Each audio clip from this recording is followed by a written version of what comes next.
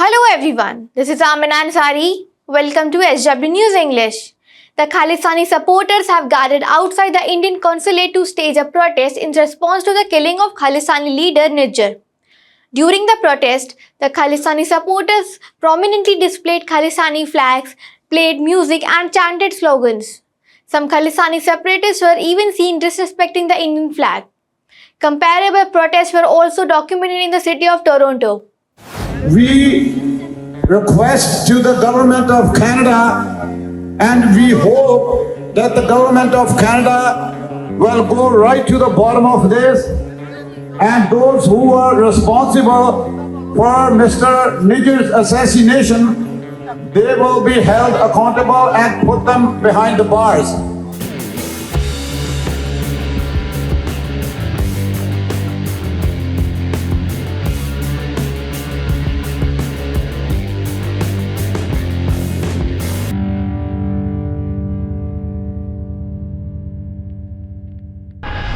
The pro-Khalistani demonstrators are referring to Nijjar's death as an assassination and are demanding a public inquiry into the circumstances surrounding the case, as reported by Canada-based CTV News.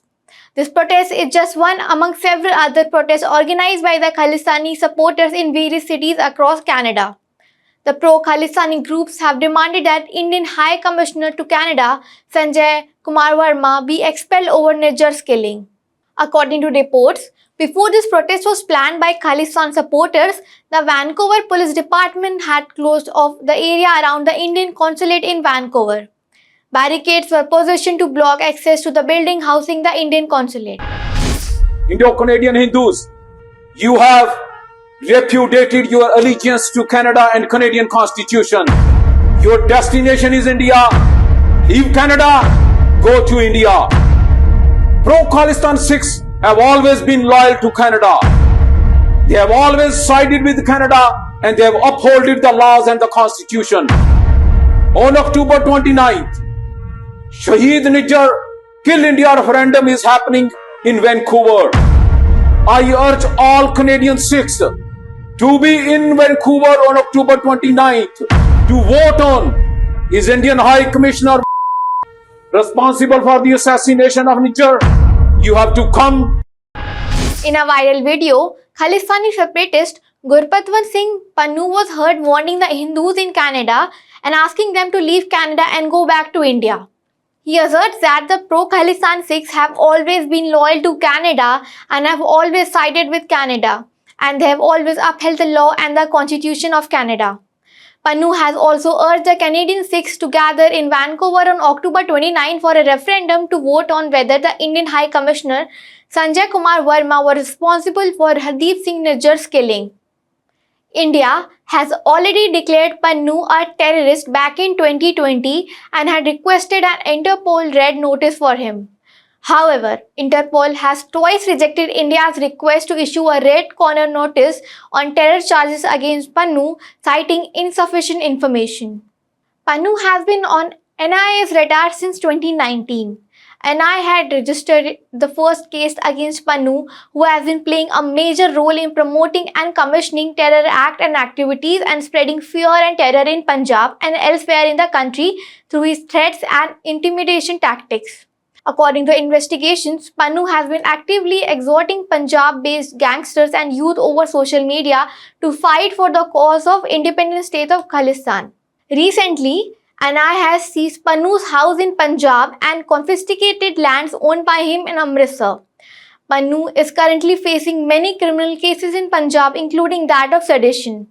The Canadian Prime Minister Justin Trudeau earlier this week had alleged that the Indian agents were involved in the killing of Khalistani extremist Hardeep Singh Nijjar on his country's soil on June 18 in British Columbia. Now, the opposition party in Canada is also raising questions on Trudeau that his government did not appoint opposition leaders to the Committee of National Security and Intelligence.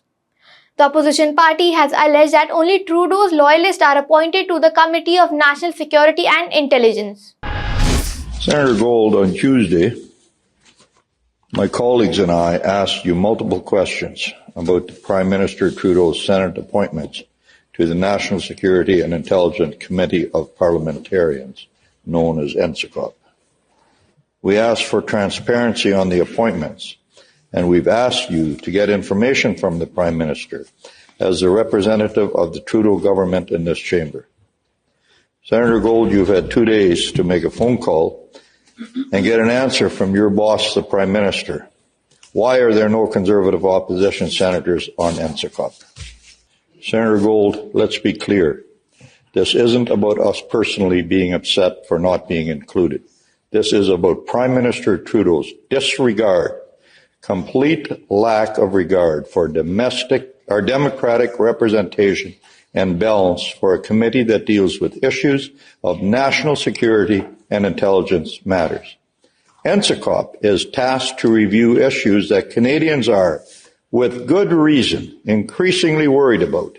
At a time when Canadians need reassurance, the Prime Minister chooses to disregard the Convention of Cross-Party Cooperation and has seemingly chosen to appoint only supporters of his government and him personally at NSICOP.